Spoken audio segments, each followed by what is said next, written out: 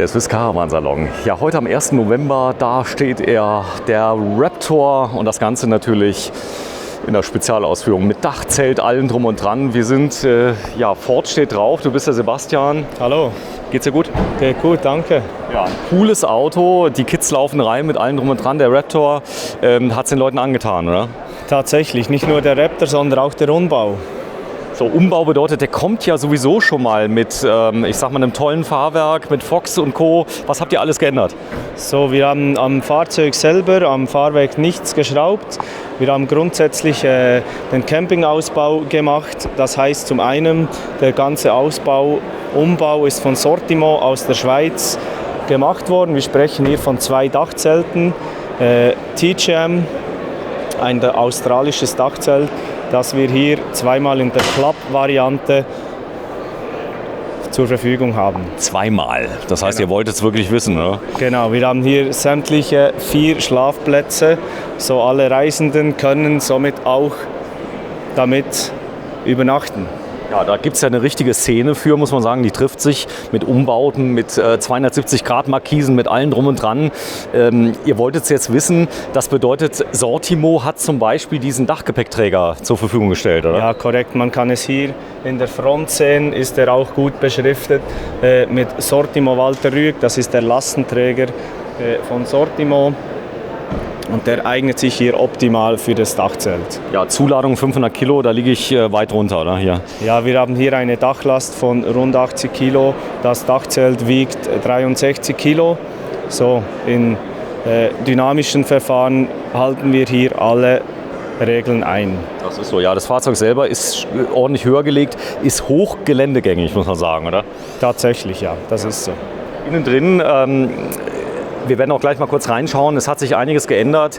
Der Motor ist viel leiser geworden. Das war ja in der Vorgängerversion, war das noch fast so ein LKW, mittlerweile echtes PKW-Feeling, oder? Ja, wir sprechen hier von 2 Litern, 4 Zylindern, so 500 Newtonmeter. 500, korrekt, ja. Genau. Aus 2 Litern. Das Ganze, also wenn jemand sagt, ja, es geht doch nichts über den alten 6-Zylinder und so weiter, nee, der soll erstmal den 4er fahren, oder? Korrekt, ja. Ich bin ihn selber auch schon zweimal in 2 Offroad-Zentren gefahren und das ist nur positiv. Kann nur von Gutem sprechen. So, ich habe dir ein bisschen Ladung gemacht, auch von Sortimo. Normalerweise baut ja Sortimo für alle Handwerker dieser Welt, ja. Das heißt, ich kenne das noch gar nicht im Campingbereich. Ja, da sind wir tatsächlich in der Schweiz seit 2 Jahren dabei. Wir können hier das Ganze gut kombinieren. Wie du hier sehen kannst, haben wir hier einen Volllastenauszug. Oh, ist der tief. Ja, und nicht nur das, er ist nicht nur tief, er kann auch ordentlich beladen werden. Wir haben hier zur rechten Seite eine Kühlbox von Dometic, die ist gerade auf 3 Grad runtergekühlt. Und das Ganze findet portabel mit der Yeti-Box von Goal Zero statt. Hier können wir sehen, 12 Watt geht also tatsächlich momentan raus in die Kühlbox, sowie hier in die Außenleuchte. Ja, das ist ganz neu. Das Power-Management kann von diesen, ich nenne es mal schlichtweg gesagt, Powerbanks übernommen werden. Die können alles. Die können 12 Volt, die können 40, 60 Volt für Solar, die können sogar zeitgleich am Landstrom beladen werden und abgeben. Das ist das Besondere. Das heißt also, du hast alles hier drin und du kannst es mit nach Hause nehmen. Ich kann es tatsächlich im Fahrzeug, aus dem Fahrzeug, im Garten, zu Hause, wenn ich an den See gehe, kann ich das überall einsetzen. Und das Coole ist, es ist direkt einen Wechselrichter integriert. Das ist der Wahnsinn. 2 kW, das heißt, ich kann den natürlich auch benutzen, um zum Beispiel, eine Heckensäge zu verwenden. Ich kann den als Handwerker benutzen. Korrekt. Ich habe tatsächlich das Ganze auch schon zu Hause getestet mit einer Stichsäge. So, da sprechen wir von 800 Watt. Das ist jetzt noch Schwachstrom in diesem Sinne. Aber auch in den Campingferien einen Toaster zum Frühstück ist kein Problem. So, die Box, die oben drauf ist, die ist auch von Sortimo. Korrekt. Echt? Das ist die Workerbox. Die Workerbox, so, die jetzt im Campingbereich ist. Ihr macht viel mit Airline-Schienen. Diesen multifunktionell, das hat sich durchgesetzt. Ja, tatsächlich. Das hat sich durchgesetzt, ist optimal für auch die Befestigungsmöglichkeiten, weil man wirklich alles individuell anpassen kann. So, Preis von der Box? ungefähr? Der Preis, hier sprechen wir von ohne Innenausbau, weil dieser individuell ist, von 5.950 Franken exklusiv Mehrwertsteuer. Oh, das ist Ladung, die passt auf mehrere Fahrzeuge oder nur auf den Raptor? Tatsächlich ist das so, dass der Ranger und der Ranger Raptor vom Ladekonzept identisch ist. So, wir können diese auch auf den Ranger montieren, sofern wir von einem Doppelkabine-Fahrzeug sprechen. So, jetzt habt ihr hier was Fettes montiert. Das ist ein transportables Solarpanel, das aber nicht nur 30 Watt macht, sondern richtig Leistung, oder? Ja, wir sprechen hier von 200 Watt und optimal. Ich habe es gerade eben umgeschmissen, Ja, muss man sagen. Ja. Optimal hat es hier hinten. Vielleicht kannst du da mit der Kamera kurz drauf leuchten. Haben wir hier die Stützen. Da kannst du das so dann optimal Im Winkel anpassen. in die Sonne stellen. Ja, ziemlich cool. Das heißt, das Basisfahrzeug selber habt ihr jetzt von der Ausrüstung nicht stark modifiziert. Es geht um den Campingausbau, richtig? Korrekt. Das ist tatsächlich so. Ja, trotzdem, der ich sag mal, polarisiert ja extrem. Man muss sagen, ein ganz tolles Fahrzeug für Leute, die das auch beruflich brauchen, die das ja jetzt einfach umbauen können. Das heißt, wenn man es im Alltag verwendet, wie, ich sag mal, als Handwerker und dann ab und zu mal ein Camping fährt, perfekt, oder? Ja, optimal würde ich sagen. Auch die Workerbox kann ich innen drin, kann ich einen Handwerkerumbau starten und tatsächlich kann ich das auch benutzen, dann in Kombination mit dem Camping. Ja, die Sackmarkise, das kennen viele nicht. Das ist eine der besten Markisenformen. Sie ist hoch belastbar und sie nimmt ganz wenig Platz weg. Und sie ist günstig. Ja, günstig. Das Gewicht ist klein und man hat von dem her keinen Kurbelbetrieb. So, man kann es nur einfach nach außen klappen. Und das Coole ist, wie man vorne sehen kann, hat man außen auch eine Kederschiene, wo man dann so LED-Streifen einführen kann. Das Ganze natürlich auch über die Goal Zero Box betrieben. So, das sind Leute, die Schweizer lieben Dachzelte. Ich habe jetzt ein Interview gemacht auf dem Parkplatz. Ganz viele fahren bis zum Ende der Straße, bis es nicht mehr weitergeht, stehen ganz alleine, haben vorher natürlich den Landwirt gefragt, ob sie stehen dann. Immer die gleichen Fragen, nehmt ihr den Müll weg, was ist mit der Toilette? Das ist kein Problem, es gibt Porta-Potties. Man muss nicht immer sein Klopapier und alles in der Ecke landen, sondern die Schweizer sind da schon sehr ordentlich, oder? Ja, das ist so. Genau, ist auch in der Schweiz relativ hoch geschrieben. Man darf nicht überall campen.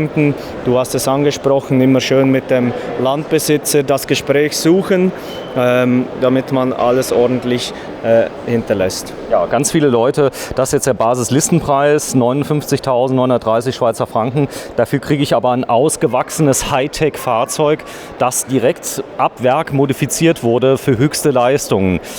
Ja, wir kommen mal kurz auf Fox zu sprechen. Ein, zwei Takte da zum Fahrwerk, bitte. Ja, das Fox-Fahrwerk. Also wir haben hier ein Fox-Fahrwerk, das ist mit Schraubenfedern, ist optimal für einen Leiterrahmen, so kombiniert für den Offroad-Bereich. Normalerweise beim Ranger haben wir nur noch Blattfedern. Und das ist kein Vergleich. Ich habe beide Modelle testen können im Offroad-Park, Ranger und Ranger Raptor. Und das Ganze ist wirklich einen ordentlichen Unterschied, den wir hier haben. Ja, das ist auch eine ordentliche Bereifung. Ich habe große Reifen drauf, die natürlich im Gelände richtig gut sind. Ich sag mal, der Grip von großen Reifen kann man nicht vergleichen. Ist das jetzt eine gute Bereifung allround hier, die wir drauf haben? Ja, das ist tatsächlich, kann man hier sehen, das Winterzeichen. Das bedeutet, in der Schweiz sind diese ausgewiesen als Winterreifen. Ich würde sie mehr als All-Season bezeichnen. Ja, wir haben die Profile, sie sind nicht ich würde jetzt sagen, nicht ein optimaler Winterreifen. Das muss man sich einfach bewusst sein. Wir haben hier mit dem Gesamtumbau 2,9 Tonnen. Und wenn das Fahrzeug ins Rutschen kommt, dann ja, ist es schwierig, dieses wieder in den Stillstand zu bringen. So, die Zelte kommen ja aus Regionen, da ist immer schön warm, ja, muss man sagen. Jetzt ist in der Schweiz nicht so warm. Kriege ich die auch in der Version etwas isolierter? Eine isolierte Variante ist nicht auf dem Markt, da sie ja tatsächlich aus Australien kommen.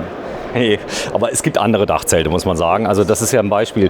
Ihr seid jetzt Ford selber oder ihr seid jetzt ein Ford-Händler? Ich bin von Sortimo Schweiz. Sortimo Schweiz. Sortimo kennt jedes Kind in Deutschland. Eines der bekanntesten Systeme für Handwerker. Also wenn man gerade Ford Transit und so geht, da kann man Sortimo ab Werk bestellen. Ja, ganz tolle Sache. Ja, das ist so. Ja, wir schauen mal gerade die Verarbeitung. Das sind Aluminiumprofile. Die sind jetzt hier, ich gucke mal gerade, ist alles genietet. Also krass, oder? Das ist jetzt ein Produkt, das gibt es nur in der Schweiz zum Beispiel. Das ist von der Schweiz konstruiert und hergestellt worden. Das können wir so einfach sehr günstig, können so Rakkokisten optimal gelagert werden und werden auch während dem Fahrzeugbetrieb nicht groß rumrutschen. Okay, die guten alten Euroboxen in verschiedenen Größen, die ihr habt. Ja, da gibt es ja wahrscheinlich auch Küchenmodule. Du hast hier vorne ein schönes Beispiel. Das ist eine transportable Wasserversorgung. Wahrscheinlich mit einer kleinen Tauchpumpe, oder? Ja, die Tauchpumpe haben wir zurzeit mit Lieferschwierigkeiten nicht erhalten, ist ja bekannt. Ist nicht schlimm. Aber ich denke, das wäre dann das Endziel, für hier eine optimale Wasserversorgung zu bekommen. Ja, richtig schön. Also wenn man das sieht, wie schön das verarbeitet ist, das kommt aus dem Nutzfahrzeugbereich, oder? Alle Beschläge? Genau, korrekt. Und da haben wir wirklich mit Sortiment, mit dem Hauptgeschäft der Firma, können wir dort auf optimales Know-how zurückgreifen. Ja, kommen wir mal ganz kurz nochmal auf das Dachzelt. Hier sieht man es, ein tragendes Element ist die Leiter, oder? Ja, korrekt. Nicht nur ein tragendes Element, es ist auch der Schlüssel, um das Dach zuzuklappen, das So. Dachzelt.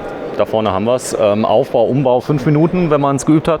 Ja, 10 Minuten mit allen Stäben, damit es dann hier optimal steht, würde ich sagen. Tatsächlich, also immer mehr Schweizer leben in Dachzelten im Urlaub, muss man sagen. Ganz anderes Urlaubsverhalten. Wie weit sind die Berge weg von da, wo du wohnst?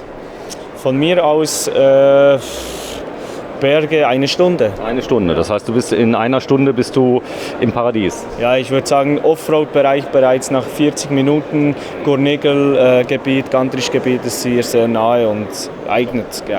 Es gibt den Raptor nur als Double Cab. Korrekt. So, wir gucken mal ganz kurz rein, dass wir das mal sehen. Ist der auf? Ja. Sehr schön. Kids waren eben schon drin. Lederausstattung, was wir da haben. Und ich sag mal, das ist wirklich automotiv. Spritverbrauch ist ordentlich. Ihr habt neue Motoren, EcoBoost. Das heißt also, Leistung muss nicht immer gleich Spritverbrauch heißen. Nein, das ist so. Wir haben nicht mehr den 3,2 Liter. Da waren wir ständig bei 10, 12 Litern. Und hier haben wir mit einem 2 Liter Biturbomotor, 10-Gang Automatikgetriebe, fahren wir ca. bei 8 Litern bei normalen sagen wir es mal, bei normalen Bleifuß. Und das ist eine Wandlerautomatik, die ich hier drin habe, oder? Ja, genau. Das ist dieselbe Automatik wie im Mustang, sowie auch im Pickup F150. Also ein bewährtes System. So, wenn du mal kurz einsteigst auf der Fahrseite, ich komme auf die andere Seite, können wir uns das Fahrzeug mal anschauen. Denn der Raptor als S-Camper-Ausbau hat natürlich einiges zu bieten, denn Ford hat viel investiert, was das Thema Multimedia angeht. Das sieht jetzt alles ganz modern aus bei Ford. Ja, das war nicht immer so. Nein, das war nicht immer so, da hast du recht. So, das Armaturenbrett beledert, das Lenkrad ist beledert, ich habe ein Multifunktionslenkrad mit drin. Der Allradantrieb, kann ich Sperren zuschalten? Grundsätzlich ist es ein Heckantrieb mit 2H. Du kannst dann auf den 4H schalten. Du musst dir einfach bewusst sein, das ist dann ein Permanent-Allrad und du hast dann wirklich schon bereits eine Sperrung. Und wenn du auf einem betonierten Boden unterwegs bist, dann scharren dann die Räder ordentlich. Also, das heißt, das ist nur für den Bedarfsfall zuzuschalten. Ansonsten ist es ein Heckantrieb. Und wenn ich ihn zuschalte, sind alle Sperren schon gesperrt. Das heißt, ich muss ein bisschen aufpassen, was ich mache, oder? So ganz enge Radien und so auf Beton, nicht so toll. Nur langsam. Und die Hinterachse kannst du aber dann hier, wenn du kurz da hinschaust, separat noch sperren. Okay, Genau. super. Und die Untersetzung natürlich, wo du auch im Offroad-Bereich viel brauchst. Ja, das Auto hat richtig Power. Man sieht Navigationssysteme drin, Multifunktionsdisplay. Wo wird das Fahrzeug denn gebaut? Ja, das Fahrzeug wird zurzeit in Südafrika. Ja, die kennen sich ja aus damit. Ganz viele Straßen sind ja nicht asphaltiert dort. Da sind die Fahrzeuge Standard. Die Südafrikaner sind stolz darauf. Das Thema Rost und Co. kein Thema, oder? Wir haben 12 Jahre Rostgarantie bei Ford, also da habe ich überhaupt keine Bedenken. Genau, das wollte ich sagen. Also das heißt, das Auto ist behandelt. Man muss es jetzt nicht nochmal unter Boden behandeln. Das ist nicht notwendig, oder? Oder man kann. Ist nicht notwendig, kann man aber. So, jetzt habe ich hier gerade in der Schweiz im Winter wird ordentlich Salz auf die Straße gekippt. ein GIF für jedes Auto. Hier sieht man auch die Ablagen. Das ist die Automatik hier mit drin. Ja, tolles Auto, Preis-Leistungs-Verhältnis. Ich kriege einen richtig harten Offroader hier, oder? Ja, für gut 50.000 Schweizer Franken erhältst du tatsächlich mit allen Modellprämien eine optimale Kombination für alle Handwerker, Offroad-Fans und einfach auch im Alltag ein optimales Fahrzeug. Ja. Vielen, vielen Dank. Ja, wenn du noch mal kurz zu mir mitkommst, dann machen wir die Abmoderation. Hier sieht man es, Ford Performance. Es gibt leider beim Ford Raptor einen kleinen Wermutstropfen, denn die Nutzlast ist eingeschränkt. Also er hat nicht eine Tonne, sondern wie viel hat er? 560 Kilogramm. Ja. Und das ist natürlich für manche Aufbaukabinen einfach zu schwach, wenn man dann Ladungen und so weiter mitmacht. Aber für die Lösung hier mit Sortimo und den Zelten genial. Dafür ist die Geländegängigkeit und ich sag mal die Coolness natürlich vom Raptor. Aber jetzt mal ganz ehrlich, 560 Kilo sind ja auch schon viel, oder?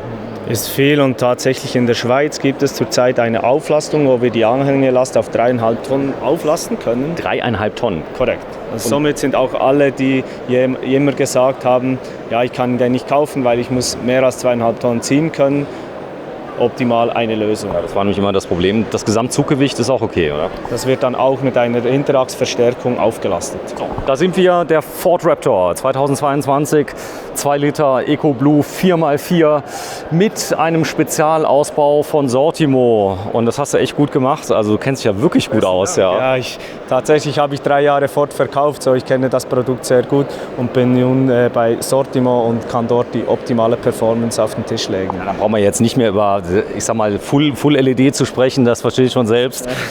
Ja. Assistenzsysteme sind eingebaut und so weiter. Also der kann wirklich, fährt sich wie ein PKW, oder? Ja, optimal. Danke. Tschüss. Ciao. Danke.